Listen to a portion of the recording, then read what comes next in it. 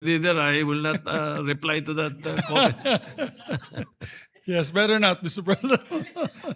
Mr. President, we have another member who wishes to sponsor the measure. We recognize Senator Robin Hood Padilla. Senator Robin Padilla is recognized. Maraming salamat po, Ginoong Pangulo. Sir SP, I'm willing to go and be your representative, sir.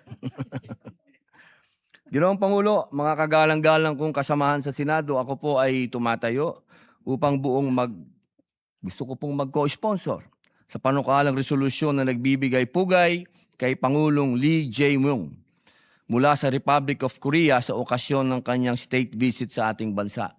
Mga kababayan, nais ko lamang pong bigyan ng konting pagbabalik sa ating kasaysayan.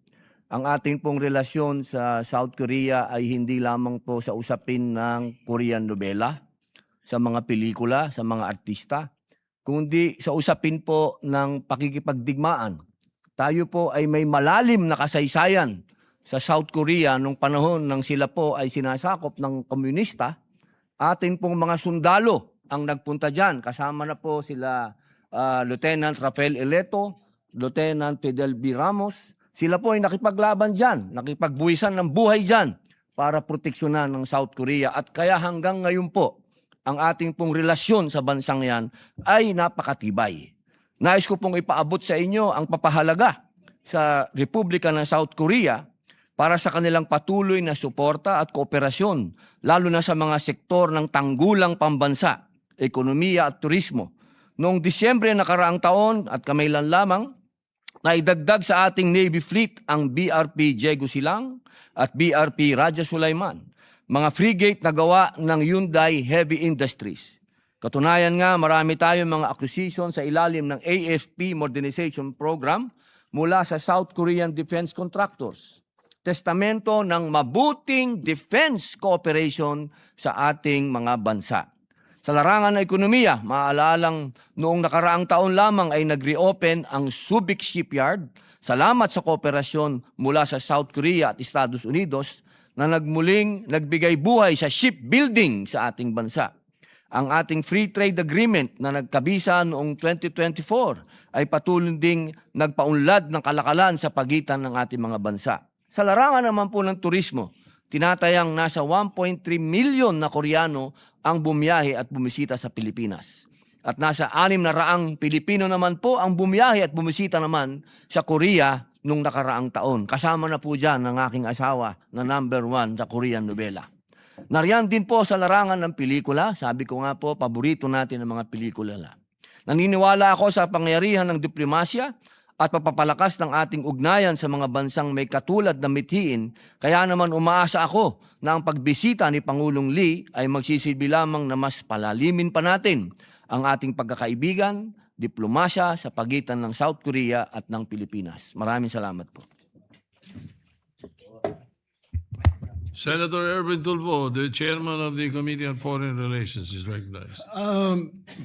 Mr. President, Majority Floor Leader, colleagues, I would like to thank Senator Win and Senator Robin for co-sponsoring to our resolution. Tunay nga po, sila ang mga tinatawag na OPA ng Senado. Salamat po. Thank you very much, Majority Leader. Mr. President. Yes, Mr. President, we'd like to also put on record Senator Jingo Estrada would like to just insert his co-sponsorship speech for the record on PS resolution number 327. All right. So inserted into the records.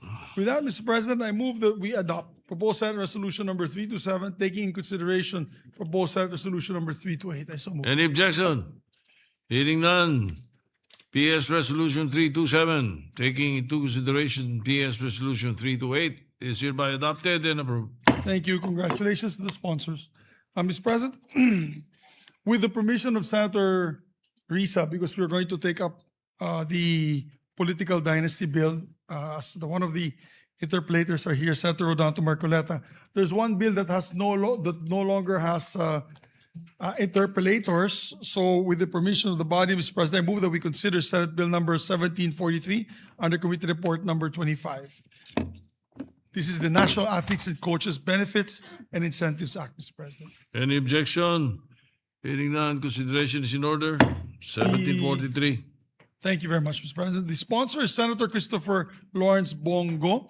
And I believe there are no members who wish to interpolate. Very simple measure, Mr. President. It just wishes to give better incentives to our coaches and athletes. So I move to close the period of Just interpolation. one Yes, Mr. question. What period is this covering? We're in the, What period do we cover this particular law? The I- benefits and athletes of coaches? then therefore, Mr. President, we'd like to ask the sponsor to answer that question. Succeeding games, Mr. President. Which one? Succeeding games. Succeeding games, Prospective, not the hindi po past, No, no, retroactive. hindi. not the Prospective past po ito. already. Yes, sir. The forthcoming. Yes, sir. Coming. All right. Ibig po sabihin po, Mr. President, hindi ka pwede maka-avail nito. Kasi dati Hindi, I kang was champion. about to disclose that marami kong kukolektahin na gold medal kung mga nakaraan kasali.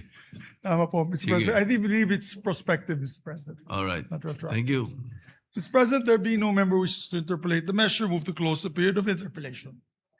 Any objection? Hearing none, period of interpolation is closed. May we move to open the period of amendments, and there are a few amendments that I believe Senator Pia Cayetano had proposed. Mr. President. Senator Christopher Bongo is recognized with the amendments of Senator Pia Cayetano. Mr. President, we are adopting the proposed amendments of Senator Pia Cayetano